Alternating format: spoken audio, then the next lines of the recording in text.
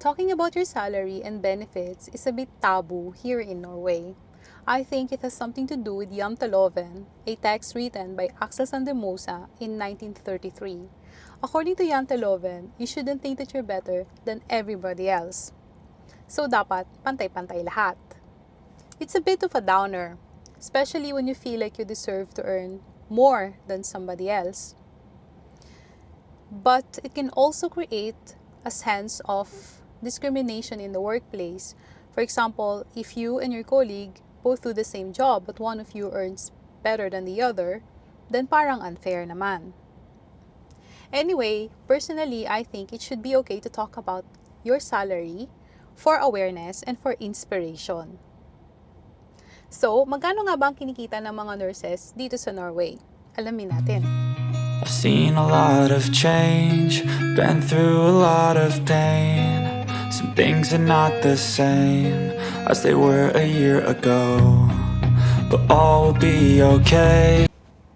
So here in Norway, we have a collective agreement or collective settlement or collective bargaining agreement between the organization or organizations representing the workers and the employers. So may union.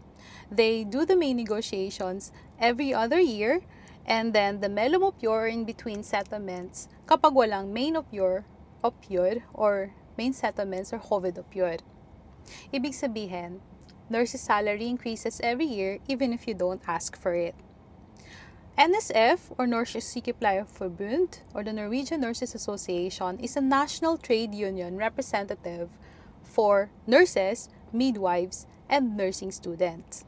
So sila yung responsible and accountable kung okay ba yung salary increase every year for a certain year o kung hindi ba ito acceptable.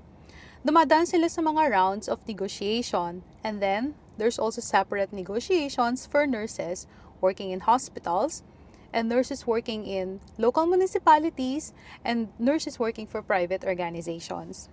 So I'll show you now the salary table, which is valid from the 1st of July 2024.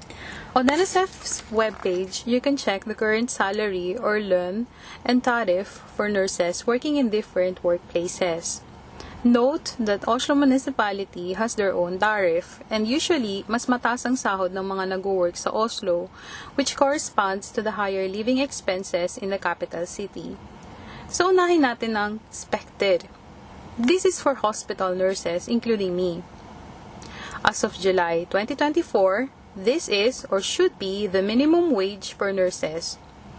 In Norway, meron ding seniority or anciennitet na tinatawag. Ito yung summation ng yung work experiences. Since I'm an immigrant, I only have 6 years anciennitet, 7 years this year. Yung first table is for nurses, and yung second is for special sykepleiere or nurses with specialization, including midwives.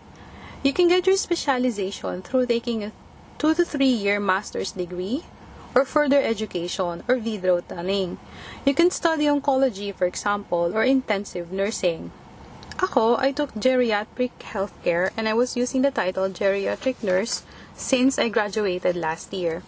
So, that plus 6 years anciennitet, I'm currently at 572,000 Norwegian kroner per year, or roughly 3 million pesos or 48,000 euros before tax, given that I work full-time or 100%.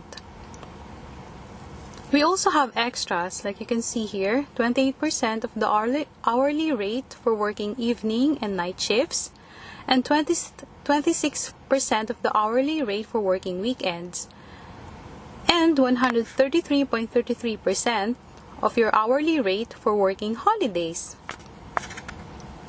Now, let's check the salary of nurses working in municipalities or komuna na tinatawag. Example nito yung nursing homes, rehabilitation centers, home nursing, and local palliative care units. So you see, the increase for this year is also dependent on your seniority and kung may specialization or master's degree ka. So, if I work in a nursing home, for example, my salary would be 560,200 Norwegian kroner per year, or roughly 47,000 euros, or 2.9 million pesos sa current na palitan. That's before tax, and wala pa yung differentials or extras sa pag-work ng shifts. On the website, you can also check kung magkano ang hourly rate. So we choose Spectre for hospital nursing. 35.5 hours per week is the standard number of working hours for people working in shifts. Kung day jobs ka, 37.5.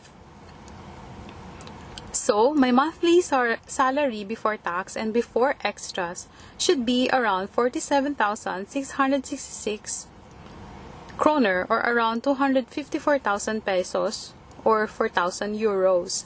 The hourly rate is 309 Norwegian kroner or 1,600 pesos.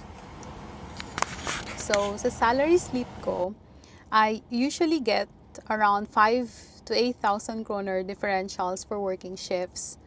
But alas, malaki din po ang tax dito sa Norway, from 30 to 35%. And there are also certain deductions like for next year's holiday pay, pension at 2%, and then I also pay NSF and welfare organization and insurance. So medyo malaki din yung kaltas. So don't be blinded by the salary here in Norway because living costs in Norway are also very expensive, very, very high. And we actually get more value for our money when we use it outside of Norway. So we often do our grocery shopping in Sweden, for example. That's what we call Harrytur. And for example, having an electric car is also very efficient and very cost effective compared with having a benzene or gas cars that uses gas. Disclaimer lang po, what we talked about here is about minimum wage. So, most nurses, ito yung sinasahod nila dito sa Norway. However, merong mga sobrang gagaling na nurses and sobrang experienced na nurses na nine-negotiate nila yung kanilang salary. They negotiate how much they're worth. Usually, very experienced nurses o yung mga nurses na nag-work sa mga far-flung areas like on islands and parang mga almost wilderness na mga lugar. And also if you work in several departments or wards through a staffing agency, both private and within the hospital, like what I do, I have 3 to 4 wards. Then you can also get a bonus every 6 months. Not bad. So now you have an idea kung magkano ang kinikita ng mga nurses dito sa Norway if ever you plan to work here as a nurse. If you like this video, please subscribe and leave a comment and see you in the next episode. Ciao!